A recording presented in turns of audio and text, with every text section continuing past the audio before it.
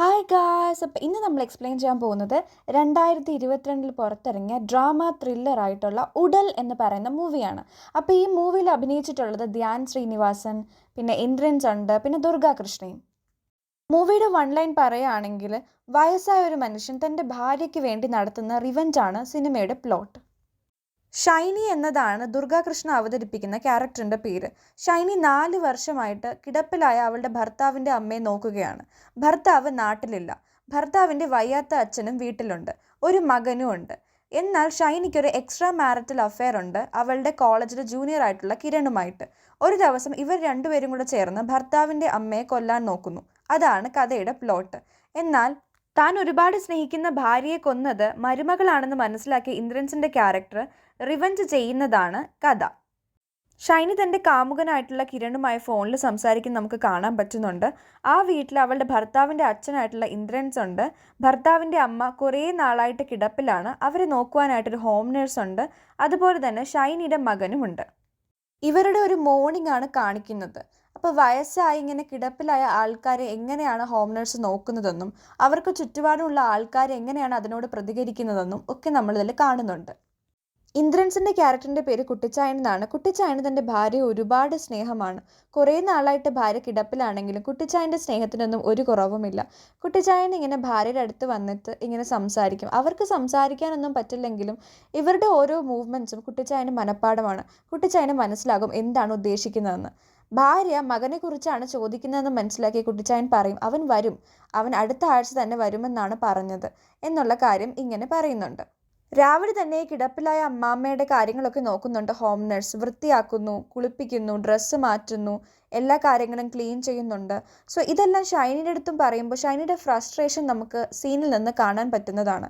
So രാത്രി ഇവരെല്ലാവരും കൂടെ ചേർന്ന് പ്രാർത്ഥിക്കുന്നുണ്ട്.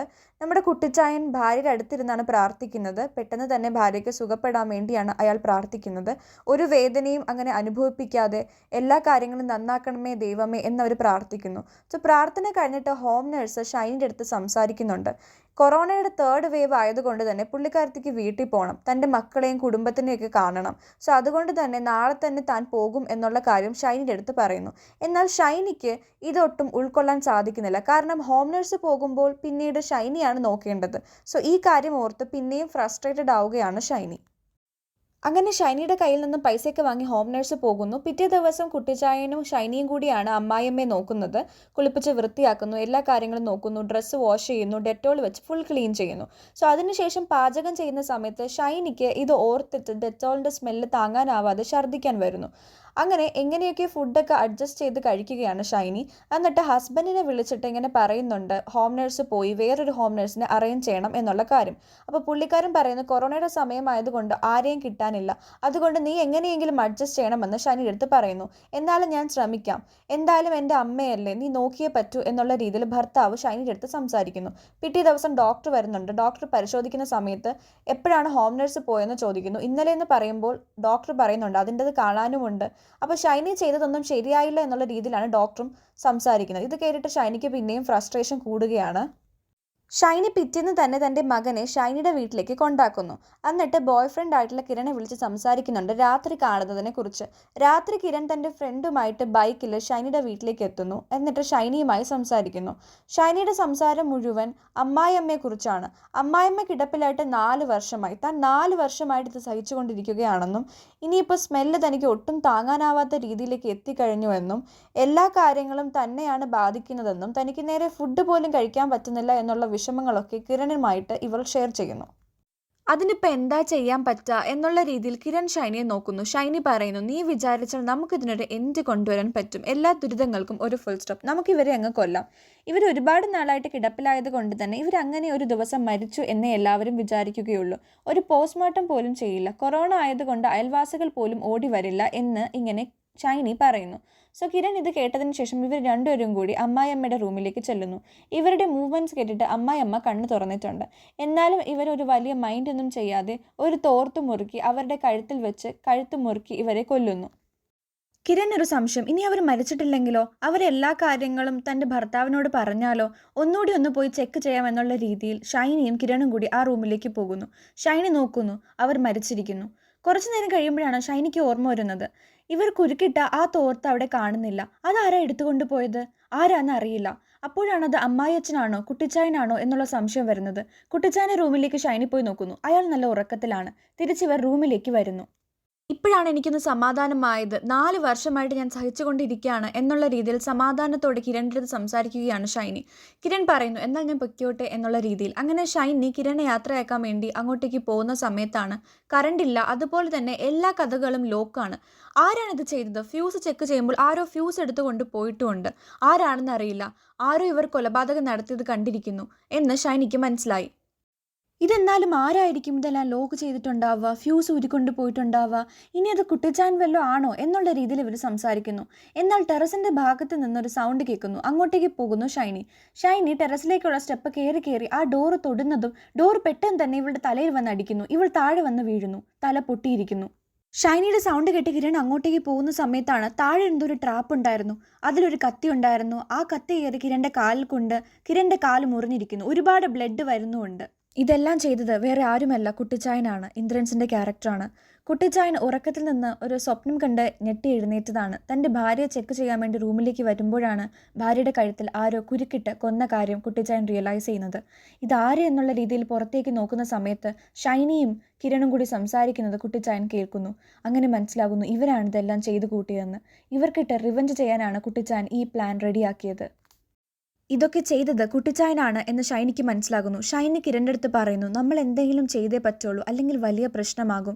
നമുക്ക് ഇയാളെ കൊന്നേ പറ്റുള്ളൂ. അങ്ങനെ നമുക്ക് ഈ കാര്യം ഒളിപ്പിക്കാൻ പറ്റുള്ളൂ എന്നുള്ള രീതിയിൽ ഷൈനി പറയുന്നു. കിരണ് പേടിയാകുന്നു. കാരണം നമ്മളിപ്പോൾ ഒരു കൊലപാതകം നടത്തിയേ ഉള്ളൂ, ഇനി ഒരു കൊലപാതകം കൂടി ചെയ്യുന്നത് മണ്ടത്തരമാണ് എന്ന് കിരൺ പറയുന്നു.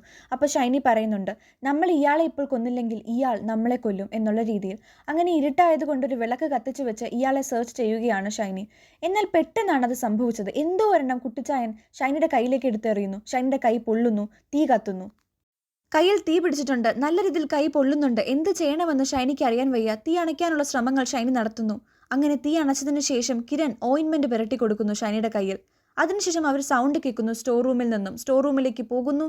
അവിടെ കുട്ടിച്ചായനുണ്ട്. ഇവർ 3 പേരും കൂടെ ഫൈറ്റ് ചെയ്യുന്നു. കുട്ടിച്ചായൻ കിരണിനെയും ഷൈനിയും ഒക്കെ ആക്രമിച്ച് അവിടെ നിന്ന് പുറത്തു പോകുന്നു. കിരണിനെയും ഷൈനിയും കുട്ടിച്ചായൻ അടിച്ചിടുന്നു. നല്ല രീതിയിൽ അടി കിട്ടിയതിനു ശേഷം ഇവർക്ക് എഴുന്നേറ്റ് നിൽക്കാൻ പോലുമുള്ള ശേഷിയില്ല. വയസ്സിനാണെന്ന് നോക്കണ്ട, കുട്ടിച്ചായന് നല്ല കരുത്താണ്. കിരൺ എങ്ങനെയൊക്കെ എഴുന്നേറ്റ് കുട്ടിച്ചായനെ പിടിക്കാൻ വേണ്ടി പോകുന്നു. സൗണ്ട് കേട്ടത് ഹാളിൽ നിന്നാണ്. അങ്ങോട്ടേക്ക് പോകുന്ന സമയത്ത് കിരണിന്റെ പുറകിലുണ്ട് കുട്ടിച്ചായൻ. ഒരു കമ്പി കൊണ്ട് കിരणे കുത്താൻ വേണ്ടി പോകുന്ന സമയത്താണ് ഷൈനി വേറൊരു കമ്പി കൊണ്ട് കുട്ടിച്ചായനെ തലക്കടിച്ച് താഴെ ഇടുന്നത്. എന്നിട്ട് വലിച്ചഴിച്ച് കൊണ്ടുപോവുകയാണ് ഷൈനി. കിരണിനോട് മണ്ണെണ്ണ എടുത്തു കൊണ്ടുവരാൻ പറയുന്നു ഇയാളെ കത്തിക്കാൻ വേണ്ടി. എന്നാൽ ആ സമയത്താണ് കുട്ടിച്ചായൻ എഴുന്നേറ്റ് തിരിച്ച് ഷൈനിയെ ആക്രമിക്കുന്നത്. കുട്ടിച്ചായൻ എവിടെ ഒളിഞ്ഞിരിക്കുകയാണ്. ഷൈനിക്ക് ദേഷ്യവും വാശിയൊക്കെ കൂടി. കാരണം ഇത് ഒരുപാട് തവണയായി, രക്തം ഒരുപാട് പോകുന്നുണ്ട്. എങ്ങനെയും ഇയാളെ കൊല്ലണം, ആ ഒരു ലക്ഷ്യം മാത്രമേ ഷൈനിയുടെ മുമ്പിലുള്ളൂ. അങ്ങനെ ഷൈനി അലറി പറയുന്നുണ്ട്, താൻ പുറത്തു വന്നില്ലെങ്കിൽ തൻ്റെ ഭാര്യയെ മണ്ണെണ്ണ ഒഴിച്ച് കത്തിച്ച് തീർക്കും എന്നുള്ള രീതിയിൽ. തൻ്റെ ഭാര്യയുടെ ഒരു പൊടി പോലും തനിക്ക് കിട്ടില്ല, അതുകൊണ്ട് താൻ പുറത്തു വന്നോ എന്നുള്ള രീതിയിൽ ഷൈനി അലറി പറയുന്നുണ്ട്. കുട്ടിച്ചായൻ അങ്ങനെ പുറത്തു വരുന്നു. കുട്ടിച്ചായനെ കൈ കിട്ടിയ സ്ഥിതിക്ക് ഇവർ നല്ല രീതിയിൽ അയാളെ പെരുമാറുന്നു. അയാളെ അടിക്കുന്നു, ഇടിക്കുന്നു. അയാളുടെ ബോധം പോയി എന്ന് മനസ്സിലാക്കി ഇവർ നിർത്തുന്നു. എന്നാൽ കുട്ടിച്ചായൻ്റെ ബോധം പോയിട്ടില്ല. അയാൾ എഴുന്നേറ്റ് ഇവരെ തിരിച്ചാക്രമിക്കുന്നു നല്ല രീതിയിൽ. കിരണിന്റെ കയ്യിലൊരു കത്തി ഉണ്ടായിരുന്നു. അതുകൊണ്ട് കുട്ടിച്ചായന്റെ മുതുകിൽ കുത്തുന്നു. എന്നാൽ കുട്ടിച്ചായന് ഒന്നും സംഭവിച്ചിട്ടില്ല. കുട്ടിച്ചായൻ ഇവരെ സൈഡാക്കിയതിനു ശേഷം അവിടെ നിന്ന് പോകുന്നു. ഫോൺ എടുത്ത് പോലീസിനെ വിളിക്കുന്നു. ഷൈനി എങ്ങനെയൊക്കെ എഴുന്നേറ്റ് വെള്ളം കുടിച്ചതിന് ശേഷം കുട്ടിച്ചായനെ തപ്പിയിറങ്ങുന്നു. അപ്പോഴാണ് ഫോണിന്റെ കോൾ ഹിസ്റ്ററിയിൽ പോലീസിനെ വിളിച്ച കാര്യം മനസ്സിലാക്കിയത്. എങ്ങനെയെങ്കിലും ഇയാളെ തീർത്തേ പറ്റുള്ളൂ, അല്ലെങ്കിൽ അത് നമുക്ക് മെനക്കേടാണ് എന്ന് ഷൈനി കിരണിനോട് പറയുന്നു. ഇത് നമുക്ക് ഒറ്റയ്ക്ക് താങ്ങില്ല, അതുകൊണ്ട് പുറത്തുള്ള നിന്റെ ഫ്രണ്ടിനെ വിളിക്കാൻ കിരണിനോട് ഷൈനി പറയുന്നു. കിരൺ തൻ്റെ ഫ്രണ്ടിനെ കോൾ ചെയ്ത് വിളിക്കുന്നുണ്ട്. അകത്തേക്ക് കയറി വരാനുള്ള വഴി ഷൈനി പറഞ്ഞു കൊടുക്കുന്നുണ്ട്. മാവിൽ കയറി വെന്റിലേഷൻ വഴി ഉള്ളിലേക്ക് വരാൻ എന്നുള്ള രീതിയിൽ.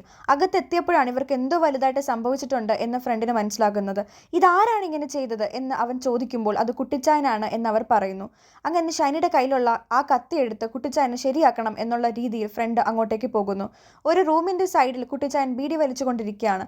അങ്ങോട്ടേക്ക് ഫ്രണ്ട് നടന്നു വരുന്ന സമയത്താണ് കുട്ടിച്ചായൻ സെറ്റ് ചെയ്ത ആ ട്രാപ്പിലേക്ക് വന്ന് വീഴുന്നത്. അങ്ങനെ കത്തി കുത്തി കയറി ഫ്രണ്ട് തീരുകയാണ്. കുട്ടിച്ചായൻ അയാളെ സൈഡാക്കുന്നു. ഇനി തനിക്ക് രക്ഷയില്ല എന്ന് ഷൈനിക്ക് മനസ്സിലാകുന്നു. എങ്ങനെയെങ്കിലും ഇവിടെ നിന്ന് രക്ഷപ്പെടണം എന്നുള്ള രീതിയിൽ ഷൈനി പതുക്കെ എഴുന്നേറ്റ് ഒരു പ്ലാൻ സെറ്റാക്കുന്നു. എല്ലാ കുറ്റങ്ങളും കിരണിൻ്റെ മേലെ കെട്ടിവെക്കാം എന്നുള്ള രീതിയിൽ. അങ്ങനെ ഫോൺ എടുത്ത് ഭർത്താവിനെ വിളിച്ച് പറയുന്നു, എനിക്ക് എന്ത് ചെയ്യണമെന്ന് അറിയാൻ വയ്യ, നമ്മുടെ വീട്ടിൽ ആരോ കയറിയിട്ടുണ്ട്, അപ്പച്ചനെ അവർ ഉപദ്രവിക്കുന്നുണ്ട് എന്നുള്ള രീതിയിൽ. ആ സമയത്താണ് കിരൺ അങ്ങോട്ടേക്ക് വരുന്നത്. ഷൈനിയുടെ പ്ലാൻ കിരണ് മനസ്സിലായി. എൻ്റെ മേലെ എല്ലാം കെട്ടിവെക്കാനാണല്ലേ നീ നോക്കുന്നത് എന്ന് ചോദിച്ചിട്ട് കിരൺ ഷൈനിയെ അടിക്കുന്നു. നല്ല രീതിയിൽ അങ്ങോട്ടും ഇങ്ങോട്ടും ഫൈറ്റ് നടക്കുകയാണ്. ഇവർ തമ്മിലുള്ള അടി കുട്ടിച്ചായൻ നോക്കി നിൽക്കുകയാണ്.